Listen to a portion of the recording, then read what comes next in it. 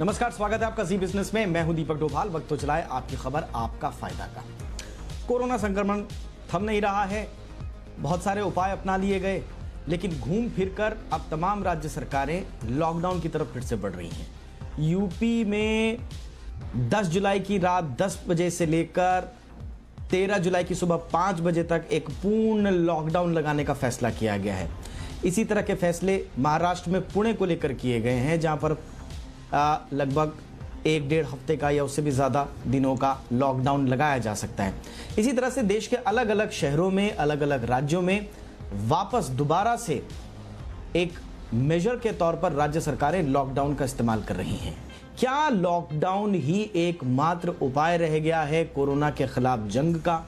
अगर हमें दोबारा लॉकडाउन लगाने की नौबत आ रही है, तो फिर इससे पहले जिसको कि दुनिया का सबसे बड़ा और कड़ा लॉकडाउन कहा गया, जो भारत में लगाया गया, क्या उसमें हमें विजय प्राप्त नहीं हुई? क्या उसमें कहीं चूक रह गई? कोरोना का अंतिम इलाज आखिर है क्या? इसी पर करेंगे आज चर्चा। रिपोर्ट देख लीजिए, मेहमानों के साथ लौटते हैं।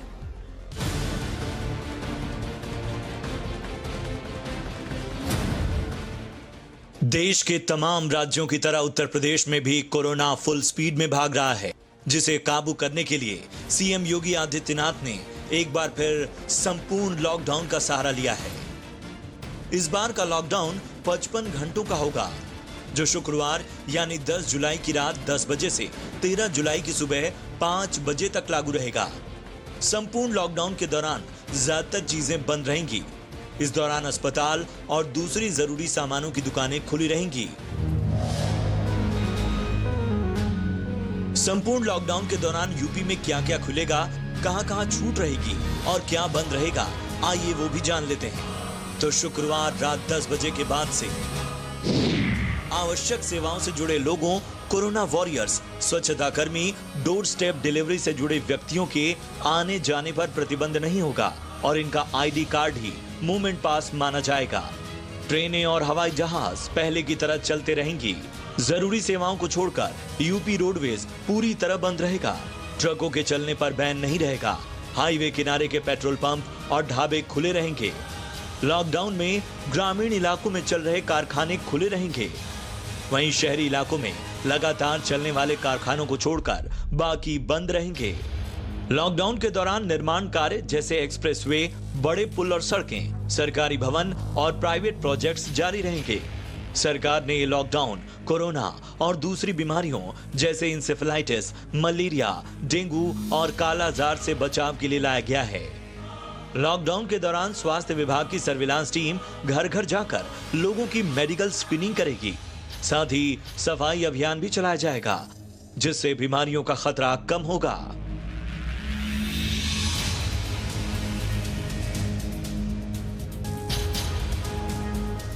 उत्तर प्रदेश इकलौता नहीं है जहां लॉकडाउन लगाया गया है।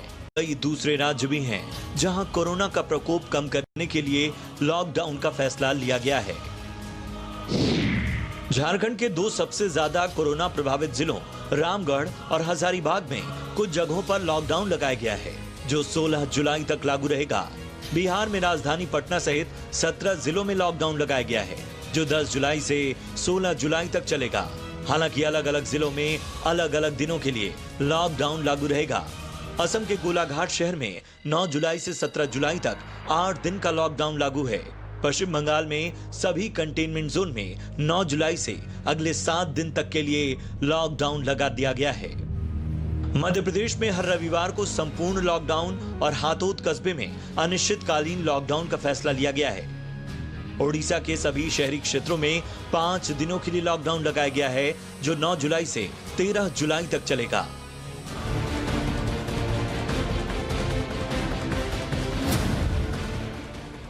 लॉकडाउन लागू करने वाले राज्यों का कहना है कि इस दौरान वो स्क्रीनिंग बढ़ाएंगे, जिससे कोरोना को काबू करने में मदद मिलेगी।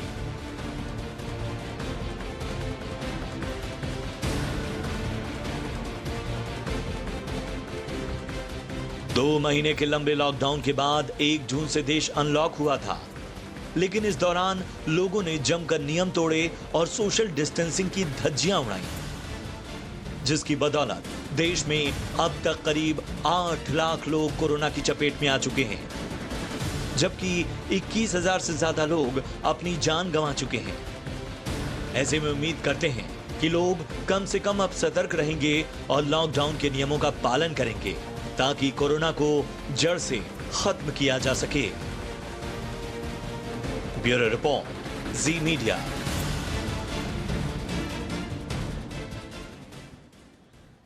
चलिए, और आज के चर्चा में शामिल मेरे साथ 3 मेहमान हैं। सबसे पहले परिचय आपका आज के मेहमानों से करा दें। हमारे साथ हैं आलोक रंजन साहब, पूर्व चीफ सेक्रेटरी हैं उत्तर प्रदेश सरकार के और देश के जाने माने प्रशासनिक मामलों के जानकार भी हैं।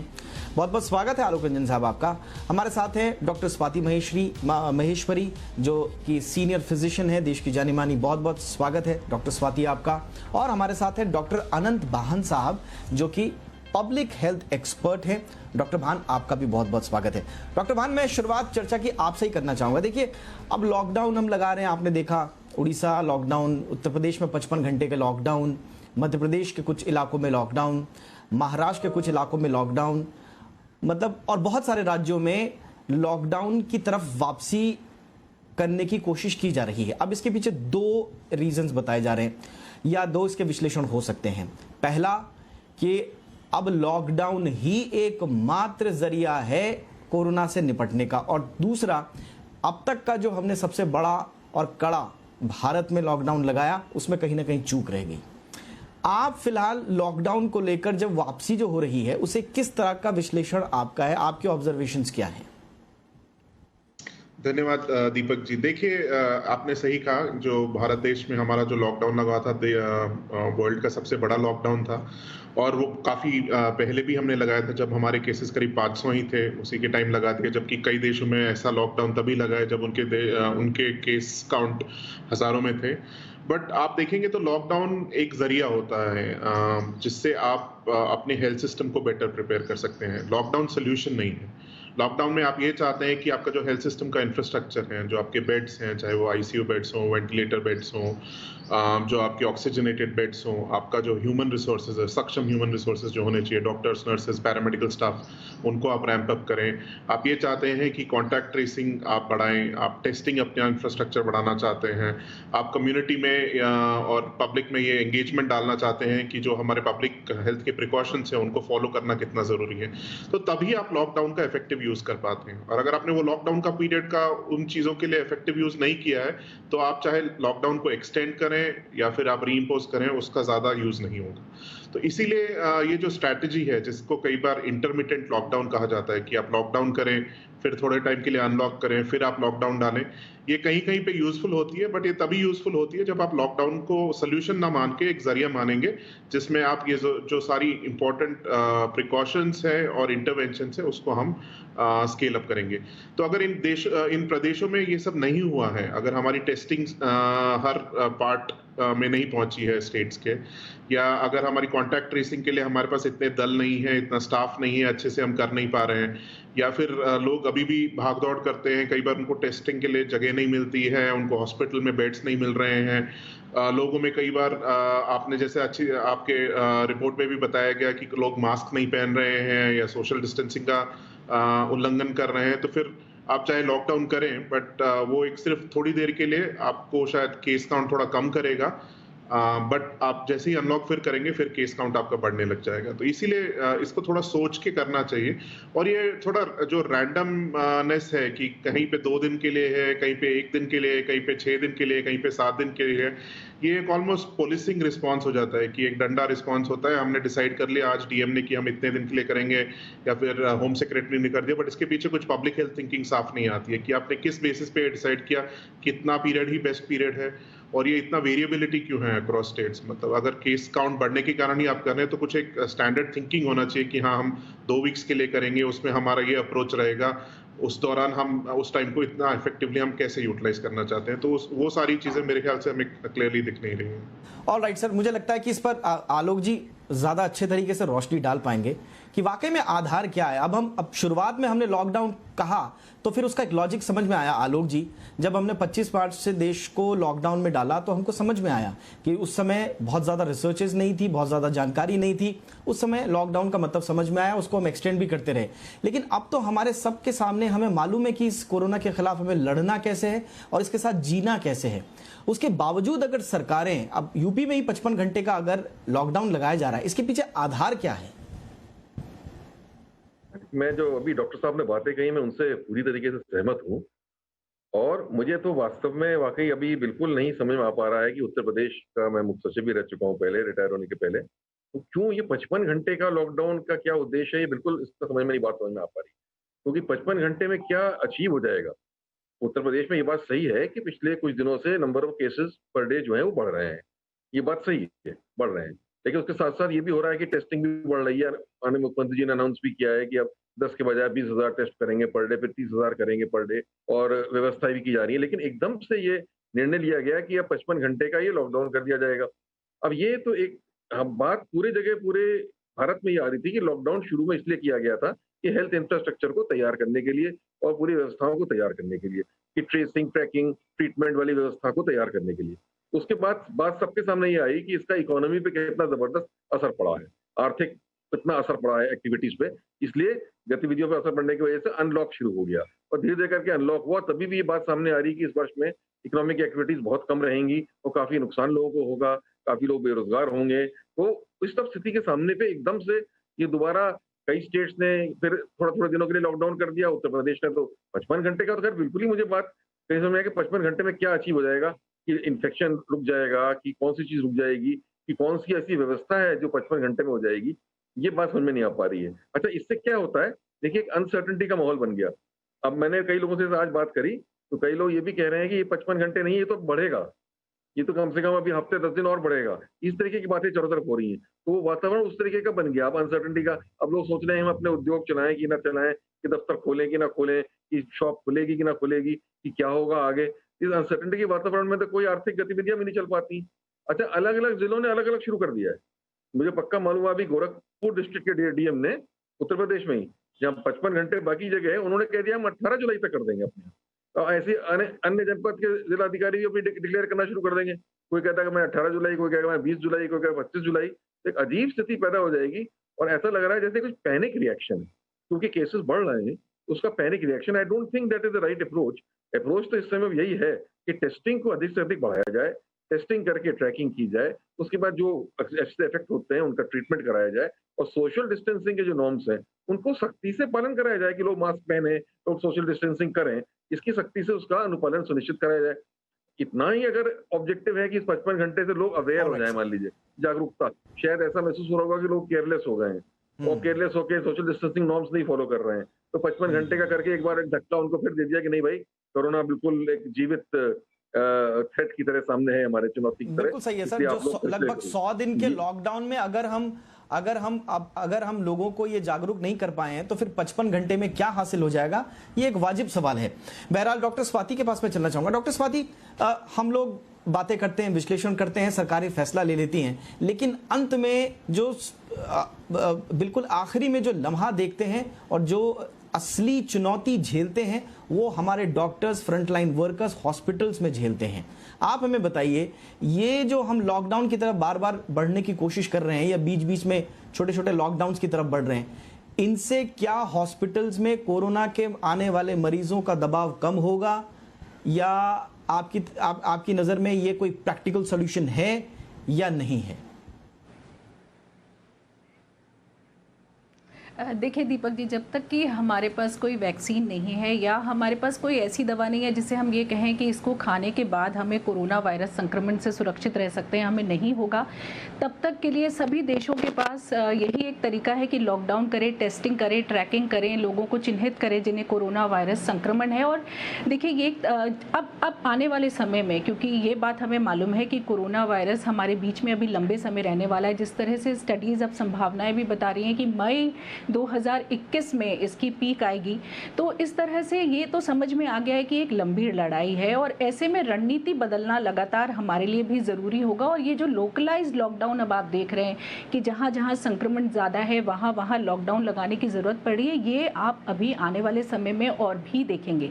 जिस तरह से हमारे पैनलिस्ट बोल रहे हैं अभी यहाँ पर, मैं उनकी बात से सहमत हूँ कि इसकी टाइम की मियाद जो है वो तय करना बहुत ज़रूरी, क्योंकि 3 दिन में आप क्या अचीव करना चाह रहे हैं ये पता होना बहुत ज़रूरी ज़रूरी है, क्योंकि अगर आप ह्यूमन टू ह्यूमन चेन को तोड़ने की बात कर रहे हैं तो लगभग आपको 14 दिन का लॉकडाउन तब चाहिए ही चाहिए होगा, तभी आप उसको तोड़ पाएंगे। लेकिन अगर आप स्क्रीनिंग टेस्टिंग करना चाह रहे हैं, या जैसे अभी पैनलिस्ट ने हमारे यहाँ पे उन्होंने बोला भी डॉक्टर साहब ने कि लोगों को डराने के लिए, उनको दोबारा सचेत करने के लिए, तो ज़रूर बात समझ में आती है। लेकिन वहीं एक और अच्छी बात मैं ये भी बोलूँगी कि इस पूरी स्थिति को हमें नकारात्मक रूप में नहीं देखना चाहिए, बहुत निराशाजनक रूप में ना देखें। अच्छी बात यह है कि भारत में अब रिकवरी रेट बेहतर होता जा रहा है, 62% के आसपास हम पहुंच गए हैं। जो हमारा रिकवर्ड और एक्टिव केसेस के बीच का गैप है वो भी लगातार बढ़ रहा है, यानी कि रिकवरी रेट हमारे भारत में काफ़ी अच्छा है। और अब दवाइयां आनी शुरू हो गई हैं जिनसे कम से कम हम ये कह सकते हैं कि जो लोग पीड़ित हैं उनको हम जल्दी ठीक कर पाएंगे, मृत्यु दर उससे कम होगा। और अगर विश्व की तुलना में हम भारत की स्थिति देखें तो 10 लाख लोगों पर आज भी हमारे यहाँ 15 लोगों की मृत्यु हो रही है, जबकि बाकी विश्व में आप देखें तो इसके 40 गुना ज़्यादा है। तो ज़रूरत यही है इस वक्त कि हमारे जहां एक तरफ केस बढ़ रहे हैं, हम मृत्यु दर को कम रख सकें, और वो तभी होगा जब हमारे अस्पतालों पर लोड कम पड़ेगा, जैसा कि आपने कहा बर्डन कम होगा। और वो करने के लिए हमें स्पीड ब्रेकर की ज़रूरत होती है, और लॉकडाउन एक तरह का स्पीड ब्रेकर है, यानी कि कभी भी बिल्कुल मैम, आपने सवाल बिल्कुल सही, आपने अपना विश्लेषण रखा। तो उत्तर प्रदेश में 55 घंटे का एक बार फिर से पूर्ण लॉकडाउन का ऐलान किया गया है, और बहुत सारे राज्य, बहुत सारे शहर लोकलाइज्ड लॉकडाउन जिसे अब कहा जा रहा है, डॉक्टर स्वाति माहेश्वरी ने जिसका जिक्र किया। तो ये लोकलाइज्ड लॉकडाउन का आखिर महत्व क्या है, उसका आधार क्या है, और उसके रिजल्ट क्या एक्सपेक्ट हम कर सकते हैं, इस पर हम चर्चा कर रहे हैं। डॉक्टर भान, मैं आपसे समझना चाहूंगा, आप 25 मार्च से इम्पोज किए गए लगभग 100 दिनों के लॉकडाउन को अब देखिए, और अब जो हम लोकलाइज्ड लॉकडाउन की तरफ बढ़ रहे हैं उनका एग्जाम्पल लीजिए। आपकी मैं प्रोफाइल देख रहा था, आपने बहुत लंबा रिसर्च किया, एक्सटेंसिव रिसर्च किया इस दौरान। मुझे बताइए आपका ऑब्जर्वेशन क्या है, प्रैक्टिकल सॉल्यूशन आखिर क्या है, और हम चूके कहां पर? देखिए, हमने 2-3 चीजें अच्छी रही और कुछ चीजें अच्छी भी नहीं रही। आई थिंक हमारा जो रिस्पांस रहा है वो लोकलाइज्ड भी क्वालिटी की अगर हम बात करें तो किसी किसी एरिया में अच्छा रहा है, किसी किसी एरिया में अच्छा नहीं रहा है। आप देखें, जो डेटा भी हमें दिखाता है कि जो हमारे सदर्न स्टेट्स हैं, केरला को देख लें या फिर हमारे नॉर्थ ईस्टर्न स्टेट्स देख लें, जहाँ पे जो आंकड़े दिखाते हैं कि जो डिजीज का स्प्रेड है उसको काफी अच्छी तरीके से कंट्रोल किया जा सका। और उसमें कई बार जो सबसे इम्पोर्टेंट रोल रहा है वो कम्युनिटी के पार्टिसिपेशन का रहा है, क्योंकि जो कम्युनिटी के ऑर्गेनाइजेशंस होती हैं, जो लीडरशिप होती है, आप जब तक उनके साथ नहीं पार्टनरशिप करते, उन्होंने ये कन्विंस नहीं करते कि ये जो इस टाइप के स्टेप्स हैं, ये स्टेप्स हम सबके बेनिफिट के लिए हैं, और अगर हमें इस रिस्पांस में सक्सेसफुल होना है तो फिर वो पार्टिसिपेशन बहुत ही इंपॉर्टेंट है। और इसका रीजन मैं ये कहना चाहूंगा क्योंकि आप देखिए पिछले 3-4 महीने से जो भी रिस्पांस रहा है वो कई प्रदेशों में बहुत ही पुलिसिंग रिस्पांस रहता है। आप कर्फ्यू लगा देंगे या फिर डंडे से मारपीट करेंगे, लोगों को अरेस्ट करने की बात की जाती है, लोगों को डिटेन करने की बात की जाती है, तो एक डर का माहौल बिल्कुल बना दिया जाता है। लेकिन जो फंडामेंटल्स हैं रिस्पांस के, जैसे कि हमने ऑलरेडी डिस्कस किया है, टेस्टिंग जो हमारी बढ़ानी है, टेस्टिंग ऐसी होनी चाहिए कि अगर किसी को भी ऐसा लगता है कि उनको सिम्टम्स हो रहे हैं और वो किसी एक फिजिशियन के पास जाते हैं और फिजिशियन कहता है कि हाँ आपकी टेस्टिंग होनी चाहिए, तो वो टेस्टिंग आइडियली उसी दिन अवेलेबल होनी चाहिए और टेस्ट रिस्पॉन्स भी आपको, टेस्ट का रिजल्ट भी आपको उसी दिन में मिलना चाहिए, ताकि अब जो बाकी पब्लिक हेल्थ स्टेप्स हैं कि भाई अगर वो इंसान पॉजिटिव है तो उसको आइसोलेट करें, उनके जो कॉन्टैक्ट्स हैं उन्हें ट्रेस करें, ये सक्सेसफुल होना बहुत ही जरूरी है। क्योंकि आप जितना उनको वेट कराएंगे टेस्टिंग के लिए तो उतना ही टाइम में अगर वो पॉजिटिव है तो वो शायद इन्फेक्शन स्प्रेड कर रहे हो सकते हैं। और ये कई प्रदेशों में अभी भी प्रॉब्लम है कि आप टेस्ट के लिए आपको वेट करना पड़ता है, टेस्ट अवेलेबल नहीं होते हैं। आप एक जगह टेस्ट करते हैं, उसके साथ किसी हॉस्पिटल में जाते हैं तो वो बोलते हैं नहीं आपने यहाँ टेस्ट कराया था, वहाँ का टेस्ट वैलिड नहीं है, आपको यहाँ टेस्ट कराना पड़ेगा। इस भाग दौड़ में पता नहीं कितने लोग तो एक तो कई लोग ऐसे भी हैं जो सीरियसली इल हो जाते हैं वेट करते करते, और कुछ लोग ऐसे हैं जो प्रोबेबली इन्फेक्शन स्प्रेड कर रहे हैं क्योंकि वो पॉजिटिव है बट उनको टेस्ट करने की उनको जगह नहीं मिल रही है। तो इससे क्लियरली ये दिखाता है कि जबकि हमारे पास 100 दिन का टाइम था, जैसे कि आपने बताया, उसमें अगर हम अपनी टेस्टिंग को रैंप अप कर लेते, अगर हम अपने हॉस्पिटल्स की प्रिपरेशन को, हमारे हेल्थ सेंटर्स की प्रिपरेशन को रैंप अप कर लेते और एक कोऑर्डिनेशन लाते। दिल्ली जैसे जो हमारा नेशनल कैपिटल है वहाँ पे भी अभी कोऑर्डिनेशन में आपने कई स्टोरीज खुद की होंगी आपके चैनल पे, जहाँ पे देखने को आता है कि आप सेंट्रल गवर्नमेंट के हॉस्पिटल्स में जा रहे हैं, स्टेट के हॉस्पिटल्स में जा रहे हैं, प्राइवेट हॉस्पिटल्स में जा रहे हैं, तीनों जगह आपको डिफरेंट रिस्पांस मिलेगा। कई बार कोऑर्डिनेशन नहीं होता है, एक दूसरे से के डेटा को वो जानते नहीं है या शेयर नहीं करते। इस टाइप का रिस्पांस पैंडेमिक के टाइम पे ऑलमोस्ट डिजास्टर्स हो सकता है। तो अगर हमने उस लॉकडाउन के पीरियड को इफेक्टिवली यूज नहीं किया तो वही प्रश्न अभी उठेगा कि आप इस टाइम में ऐसा स्पेशल क्या करने वाले हैं। आप 55 घंटे कर लें, 7 दिन कर लें, 10 दिन कर लें, आप 2 वीक्स भी कर लें, जब तक आप वो रिस्पॉन्स को कोऑर्डिनेट नहीं करेंगे, कोहेरेंट नहीं करेंगे, तो सक्सेस होना थोड़ा मुश्किल हो जाता है। सबसे इंपॉर्टेंट यही है कि अगर आप इस लॉकडाउन को यूज करते आलोक सर के हैं, पास चलूंगा। आलोक सर, हमारे सामने 2-3 एग्जाम्पल्स हैं, प्रशासनिक स्तर पर हमारे सामने 2-3 एग्जाम्पल हैं। आप भीलवाड़ा से शुरू कीजिए। भीलवाड़ा ने करके दिखाया और पूरी दुनिया में नज़ीर बना। महाराष्ट्र में, मुंबई में धारावी सबके सामने है, नज़ीर सबके सामने बना। केरला का मॉडल भी एक इफेक्टिव मॉडल कहा जा रहा है। जब हमारे सामने प्रशासनिक इफेक्टिवनेस के, कोरोना को रोकने के, उसको खत्म करने के एग्जाम्पल्स मौजूद हैं, तो हम उनसे सीख लेते हुए बजाय लॉकडाउन के प्रशासनिक स्तर पर चुस्त दुरुस्त होकर इन मॉडल्स को अपनाकर हम कोरोना को रोक क्या नहीं पाएंगे? क्या हम इन मॉडल्स को जो हमारी आंखों के सामने हैं, हम उनको नजरअंदाज कर रहे हैं, उनको समझ नहीं पा रहे हैं? नहीं, आपने बताया सही। भीलवाड़ा का मॉडल भी बड़ा सफल मॉडल रहा है। केरल प्रदेश का मॉडल भी बहुत सफल रहा है। कुछ और भी ऐसे मॉडल रहे हैं हमारे देश में जो बड़े सफल रहे हैं, जिनसे सीख लेके बिल्कुल प्रशासनिक व्यवस्था को चुस्त दुरुस्त किया जा सकता है, जिससे कि इस स्थिति का सामना करना पड़े।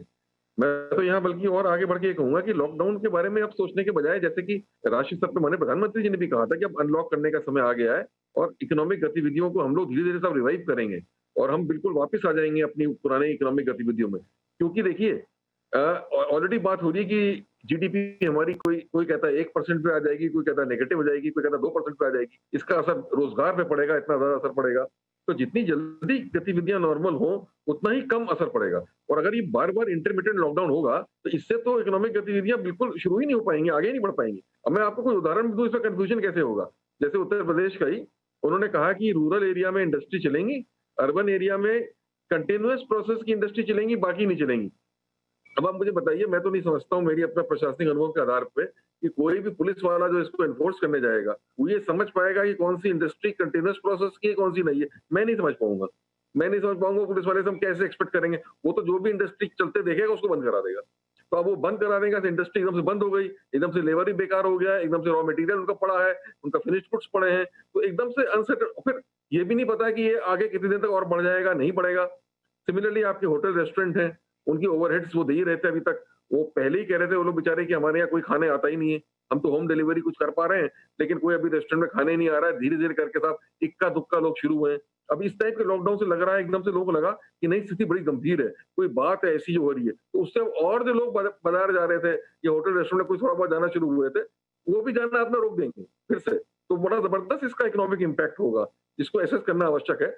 और जैसा डॉक्टर साहब ने कहा कि ये लॉकडाउन पहले हुआ था कि आपको मेडिकल रिस्पांस तो आपको अब तक सबको मालूम है क्या करना है। टेस्टिंग को बढ़ाना है, आईसीयू बेड्स बढ़ाने हैं, वेंटिलेटर्स की अवेलेबिलिटी बढ़ानी है, क्वारंटाइन की व्यवस्था बढ़ानी है। तो ये तो 5 महीने में कर ही लिया होगा कि हर प्रदेश ने कर लिया होगा। तो इस समय बीच में इस तरीके के लॉकडाउन को लागू करने का कोई औचित्य अभी ज्यादा नहीं समझ में आता है।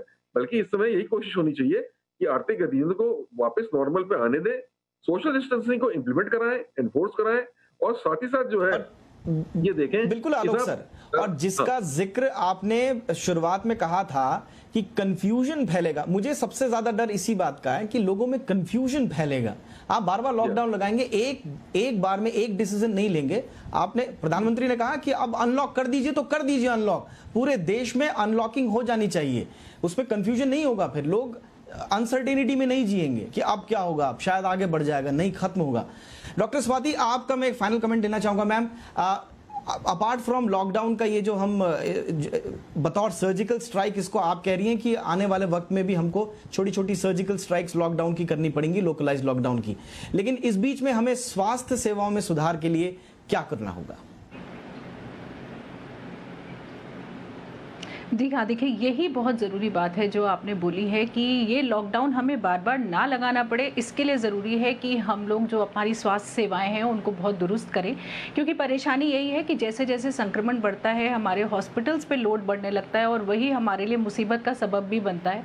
तो ये एक कहीं ना कहीं प्रशासन को लगातार आने वाले समय को, फ्यूचर को देखते हुए मुझे लगता है पहले से तैयारियाँ करनी ज़रूरी होंगी। पहले से ये आप मान के चलिए कि आने वाले समय में 1 लाख 2 लाख मरीज़ हमारे यहाँ सामने आ सकते हैं। तो ऐसे में हम आज से क्या तैयारियां करें, वो मुझे लगता है कि सरकार को ज़रूर उस पर ध्यान रखना चाहिए। और देखिए, बार बार जहाँ हम ये बात जागरूकता की करते हैं कि लोग जागरूक हों, प्रशासन जागरूक हो, वहीं हमें इस बात को हम नहीं नकार सकते हैं कि भारत में पॉपुलेशन डेंसिटी बहुत ज़्यादा है और ऐसी स्थिति में बार बार हमारे लिए टेस्टिंग और ट्रैकिंग बढ़ाना बहुत ज़्यादा ज़रूरी होगा। जब हम ये बात जानते हैं कि हमारे 80% मामले जो हैं वो इन 50 डिस्ट्रिक्ट से आते हैं, तो वहाँ पर आप लोकलाइज लॉकडाउन करिए, वहाँ टेस्टिंग करिए, ट्रैकिंग करिए।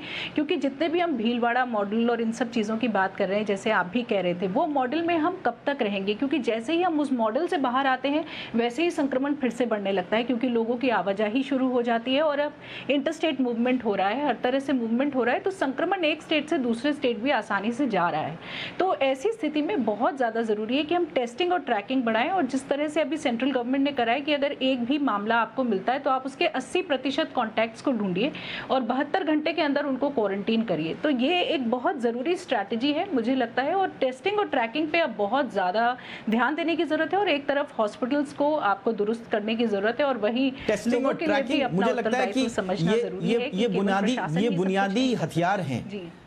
WHO ने भी जब कोरोना का आउटब्रेक हुआ था तो पूरी दुनिया को एक ही संदेश दिया था, टेस्टिंग टेस्टिंग टेस्टिंग। और आज भी ये हथियार है, टेस्टिंग के साथ ट्रैकिंग, ट्रैकिंग के साथ ट्रीटमेंट, जो 4T का फॉर्मूला दिल्ली सरकार ने दिया था। लेकिन सरकारें खुद उस पर अमल करें तो मेरे ख्याल से काफ़ी हद तक कोरोना पर संक्रमण पर काबू पाया जा सकता है।